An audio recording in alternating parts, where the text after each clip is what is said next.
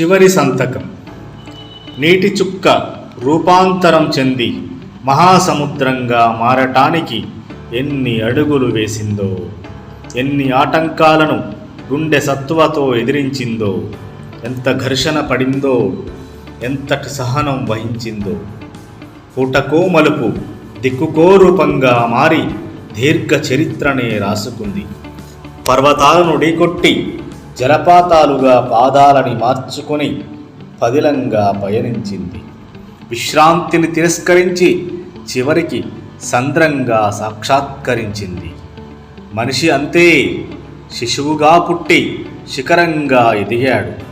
శ్వాస కోసం ఏడ్చి స్వేచ్ఛ కోసం పరితపిస్తాడు. శాంతి కోసం జీవితపు పుటపై చివరి సంతకం చేస్తాడు.